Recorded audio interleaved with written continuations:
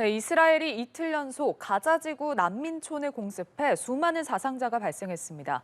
국제사회는 전쟁 범죄라고 지적하며 규탄을 쏟아내고 있는데요. 국제사회의 비난에도 하마스 근거지 섬멸이라는 목표를 향해 공격을 이어가는 이스라엘과 민간인을 활용하는 하마스의 인간 방패 전략이 부딪히며 민간인 희생자가 늘고 있습니다. 네, 자세한 내용 성일광 고려대 중동 이슬람센터 교수 알아보겠습니다. 어서 오십시오. 안녕하세요. 네, 이스라엘이 이틀 연속 가자 지구 내 최대 난민 캠프가 있는 자발리아 지역을 공습을 했습니다. 자, 일단 이스라엘 입장은 난민촌 공습이 목적이 아니었다. 이는 하마스의 주요 시설을 노렸다 이렇게 설명을 하고 있습니다만 지금 상당한 민간인 피해가 발생한 것으로 보이거든요. 어떻게 보셨습니까? 네, 상당히 안타까운 일이고요. 이스라엘 지금 말씀해 주신 것처럼 난민촌 내에 하마스 지도부가 있다. 예. 그래서 지도부를 사살하기 위해서 어쩔 수 없는 선택이었다라고 하지만 사실상 이스라엘도 이 난민촌 내 전쟁과 전혀 상관이 없는 팔레스타인 민간인들이 많이 거주하고 있는 그런 지역이기 때문에 민간 피해가 날 수밖에 없다는 걸 알면서도 이제 공격을 했다는 것이죠. 이것이 이제 상당히 문제가 크고요. 특히 국제법상 이것은 사실상 어떻게 보면 전범으로 갈 수 있는 상당히 이제 위험한 그런 공격이었다고 할 수 있겠습니다. 말씀하신 것처럼 지금 유엔도 그렇고 뭐 유럽연합도 이스라엘이 난민촌을 공습한 것에 대해서 좀 강도 높게 비판을 하고 있습니다. 전쟁 범죄에 준한다라는 입장을 내놓고 있고 앞으로 이스라엘이 민간인 희생을 최소화한다라는 이 국제법을 지키지 않을 가능성에 대해서도 좀 우려를 나타내고 있는 것 같아요. 네, 그렇습니다. 이스라엘 측에서는 계속 자기들 자위권 차원에서 특히 이제 하마스 대원들과 지금 사실상 교전을 하고 있는 상황에서 하마스 대원들이 공격을 하고 난민촌으로 숨어든단 말씀이죠. 그렇게 되면 이제 어쩔 수 없이 공격을 할 수밖에 없다는 해명을 내놓고 있지만 사실상 공격을 하려고 해도 이스라엘이 공격할 수 있는 범위는 하마스, 즉 무기를 가지고 있는 무장대원에 대해서는 어느 정도의 합법적인 공격 목표가 될 수 있습니다. 그러나 전혀 무기를 소지하고 있지 않은 민간인이 피해가 났을 경우 이것은 역시 국제법 위반이 될 수 있다. 그렇기 때문에 상당히 주의를 요하는 것인데요. 그런 거 지금 상관하지 않고 이스라엘이 계속해서 이제 난민촌을 공격하다 보니까 이런 팔레스타인 난민들의 피해가 계속 늘어나고 있는 것이죠. 예. 자, 반면에 미국은 좀 신중한 입장을 보이고 있습니다.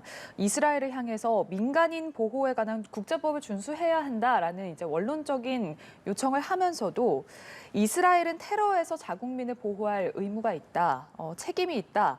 이스라엘의 방어권을 존중한다 이런 입장을 계속해서 반복을 하고 있거든요.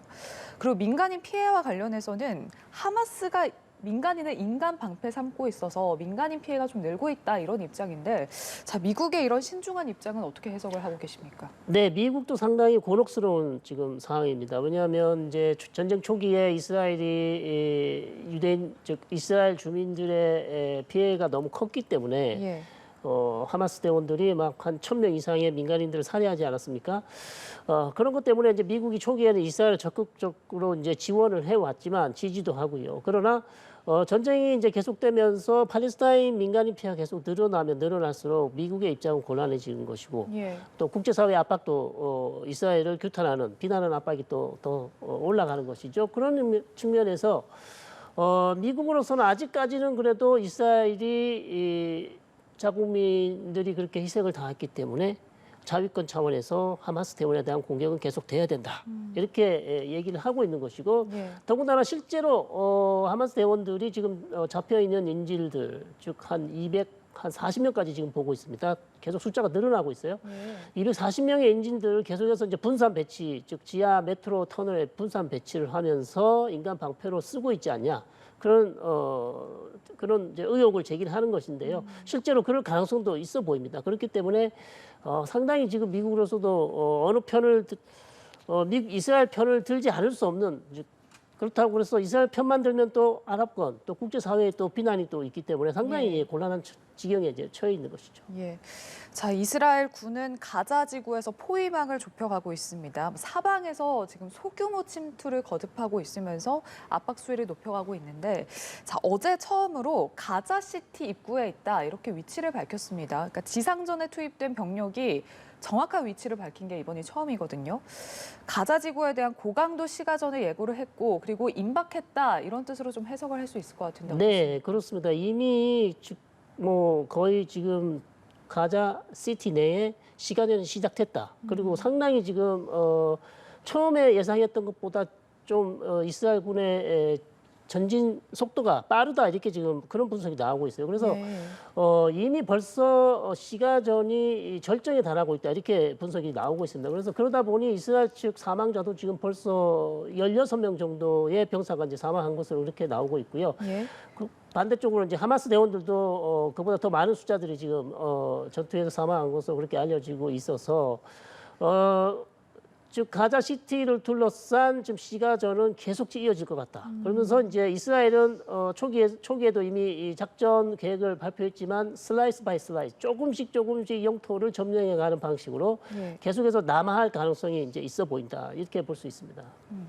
이스라엘 정부가 하마스의 통치 역량까지 완전히 해제한다라는 목표를 세우고 공격을 이어가고 있습니다. 말 그대로 하마스를 끝장내겠다라는 목표인데 그렇다면 만약에 이스라엘의 목표대로 된다면 하마스가 없는 가자 지구는 통치가 이제 어떻게 될까, 어떤 방식으로 통치가 될까 하는 점에도 좀 궁금해지거든요. 네, 그렇습니다. 예상하시는지. 지금 이 지상전을 어떻게 보면 2단계죠. 예. 국방부 장관이 지난주에도 얘기했지만 3단계에 걸쳐서 가자 지구 작전을 실시하겠다. 첫 번째가 공습이었고요. 지금 두 번째 단계 지상전을 투입해서 하마스 대원과 교전을 벌이고 지하 터널을 다 붕괴시키고 괴멸시키겠다. 그리고 하마스 대원들도 괴멸시킨 다음에 마지막 제 3단계 가서 아주 정권 변화, 즉 정권을 바꾸겠다. 그래서 예. 하마스가 더 이상 가자 지구를 통치하도록 놔두지 않겠다고 했기 때문에 그럼 하마스가 가자 지구를 통치하지 않으면 누가 그러면 가자 지구를 통치할 것인가? 여기에 이제 다들 이제 관심이 많으신데요.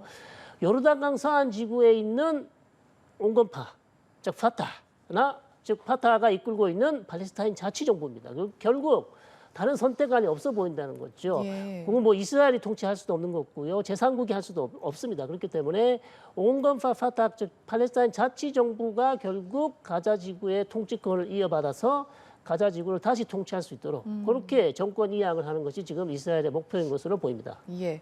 자, 전선이 갈수록 좀 확대가 되고 있는 그런 양상입니다. 이란 혁명수비대 정예군도 작전을 조율을 하고 있다라는 보도가 계속해서 이어지고 있고 또 예멘의 후티 반군도 이스라엘을 향해서 미사일 공격을 이어갔거든요.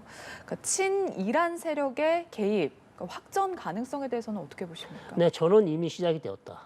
이미 시작이 되었고요. 왜냐하면 후티 반군이 벌써 지난주부터 계속해서 탄도미사일과 드론을 계속 공격을 했고요. 첫 번째는 이제 미 군함이 그것을 다 요격을 시켰고요. 그 다음에는 두 번째 공격에서는 이스라엘 방공망 시스템이 이스라엘 최남단 도시죠. 엘라 도시를 방어하기 위해서 에로 미사일이라든지 다른 요격 시스템으로 드론과 탄도미사일을 요격한 바 있습니다. 그리고 후티 반군은 여기에 그치지 않고 계속해서 이제 공격을 하겠다고 했습니다. 그래서 앞으로 전쟁이 더 이어질 것 같고요. 그다음에 이라크에 있는 친이란 민병대가 다시 한번 미군 기지에 대한 공격을 가하겠다고 천명을 했습니다. 그렇죠? 예. 지난주에 공격했다가 잠시 주춤했었습니다. 그래서 다시 한번 미군에 대한 공격을 강화하겠다고 했기 때문에 이 또 이라크 그다음에 시리아에 있는 미군 부대에 대한 친이란 민병대의 공격이 또 가속화될 것 같습니다. 그러면 또 미국의 대응이 또 나올 것이고요. 현재 이스라엘 북부에서는 이미 헤즈볼라와 이스라엘 간의 교전으로 계속해서 교전을 벌이고 있고 하마스 대원이 거의 뭐 한 50명이 사망했기 때문에 예. 즉 이란이 지원하고 있는 주변에 이스라엘 주변에 있는 대부분의 그 무장 정파 아니면 후티 반군 이런 단체들이 이미 이스라엘에 대한 공격을 지금 가속화하고 있다. 그렇기 때문에 이것이 이제 분수령은 어디인가? 헤즈볼라가 과연 이스라엘에 대한 전면전을 선포할 것인가? 예. 여기에 이제 달려 있다고 봅니다. 만약에 헤즈볼라가 이스라엘에 대한 전면전을 선포한다면 결국 이스라엘은 두 개의 전선에서 이제 완전한 전면전이 시작되는 것이고 예. 결국 미국이 지금 두 개의 항모 전단을 지중해에 대고 있지 않습니까? 제럴드 포드하고요, 아이젠하워 두 개의 항모 전단이 지금 와 있습니다. 그렇기 때문에 만약에 헤즈볼라가 이스라엘에 대한 맹공을 퍼붓는다면 결국 이 항모 전단에서 미국의 전투기가 출격해서 헤즈볼라를 제어할 수도 있다.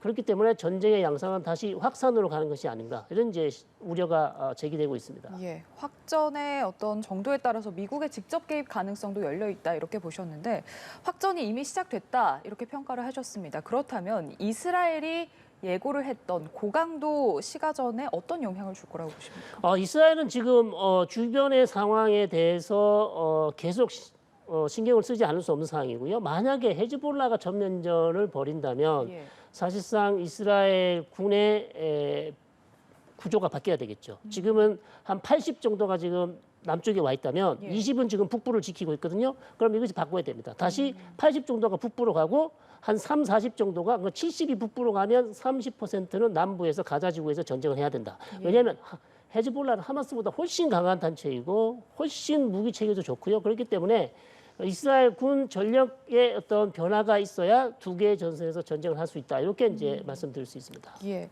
자, 한편 가자 지구에 있던 외국 여권 소지자들 그리고 부상자들이 현지 시간 1일부터 라파 국경 검문소를 넘어서 이집트로 건너가기 시작했습니다. 좀 눈여겨볼 만한 점이 이제 외국 여권 소지자들은 탈출 행렬을 하고 있고 좀 부상 정도가 심한 이제 가자 지구내 주민들도 이집트를 향해 가고 있는데 자, 이 사람들은 지금 치료가 끝나면 다시 가자 지구로 보내질 전망이거든요. 그러니까 지금 이집트에서는 뭐 앞으로도 그렇고 난민 수용 불가 방침을 계속해서 밝히고 있는 상황인데 시가전이 확대가 된다면 앞으로 부상자라든지 난민은 계속해서 늘지 않겠습니까? 네, 그렇습니다. 현재 이스라엘 쪽에서 하는 얘기는 가자지구 북부, 즉 가자시티에서 대피를 하라고 했지만 남아있는 팔레스타인 주민 한 3만 명, 예. 3, 4만 명 정도가 여전히 남아있다고 그렇게 예상을 하고 있고요. 나머지는 이제 한 50만 정도는 이미 다 남쪽으로 대피했다고 볼 수 있는데 결국 이집트가 이렇게 난민 수용을 하지 못하는 이유는 경제적인 문제입니다. 이렇게 팔레스타인 난민들이 라파 국경을 넘어서 즉 시나이 반도 자기 영토로 들어오게 되면 예. 이 난민들을 먹이고 재우고 입히고 다 해야 되는 거거든요. 거기에 대한 막대한 자원이 드는데 사실상 이집트 정부가 지금 팔레스타인 주민에 대해서 그렇게 해줄 그런 자원이 없단 말씀이죠. 그래서 국제사회나 아니면 미국이나 유엔이나 이쪽에서 아마 자금을 좀 많이 대어주면 예. 이집트도 팔레스타인 난민들을 수용하는데 문제가 없어 보이는데 아직까지 자원이 없기 때문에 지금 계속해서 거기에 대한 난민 수용을 못하겠다는 입장을 밝히고 있는 것이 상당히 안타까운 측면이 있고요. 예. 또 구호품이 좀 더 많이 들어가야 된다. 바이든 대통령이 계속해서 그 얘기하고 있습니다. 하루에 100대가 들어갔다, 150대가 들어갔다고 하는데 그보다 훨씬 더 많이 들어가야 된다고 합니다. 그렇기 예. 때문에 이스라엘은 계속해서 이제 구호품을 계속 넣어주기를 이제 허락을 해야 되는 거고요. 이집트는 계속해서 라파 국경을 통해서 구호품을 더 공급을 해야 된다. 이제 이렇게 볼 수 있는 것이죠. 예. 자, 지금 국제사회에서는 즉각 휴전을 해야 한다라는 목소리가 나오고 있습니다. 지난 유엔 총회에서도 즉각 휴전 촉구 결의안이 통과가 됐는데 이제 반면에 미국은 휴전에는 반대를 하고 있는 입장이거든요. 다만 인질 문제와 관련해서 교전을 일시 중단해야 한다라는 입장인데 휴전에는 반대하고 일시 중단을 해야 된다. 미국의 입장 어떻게 해석을 해야 됩니까? 상당히 또 곤혹스러운 측면이 이제 드러나는 것이죠. 휴전과 일시 중단 차이가 뭔지 잘 모르겠고 일단 완전 휴전을 하기에는 아직 멀었다. 이제 그렇게 판단하고 있는 것이고 그다음에 미국의 판단으로도 역시 이스라엘이 이 시점에서 완전 휴전을 하기는 어렵다고 보는 것입니다. 그렇게 제안을 하지 못하는 것이고 예. 그렇기 때문에 일시적인 휴전을 통해서 지금 라파 국경에 모여 있는 가자 주민들이 좀 빠져나올 수 있도록 가자 난민들이 좀 빠져나오고 그다음에 구호물품이 좀 원활하게 들어갈 수 있도록 숨통을 좀 틔워주자. 그런 측면에서 지금 일시 휴전을 제안하고 있는데요. 현재까지 이스라엘 쪽에서 큰 반응이 나오지 않고 있습니다. 이스라엘 쪽에서는 아마 일시 휴전을 하게 되면 인질을 좀 풀어주면 일시 휴전할 수도 있다. 아마 예. 이런 얘기도 하고 있고요. 또 다른 얘기는 가자 지구에 숨어 있는 최고위급 하마스 지도자들이 가자 지구로 탈출하게 무사히 보내주면 하마스 측에서는 자기들이 데리고 있는 인질을 다 풀어주겠다. 이런 제안도 하고 있다고 합니다. 예, 알겠습니다. 이스라엘 팔레스타인 전쟁과 관련해서 이야기 나눠봤습니다. 성일광 고려대 중동 이슬람센터 교수와 함께했습니다. 고맙습니다.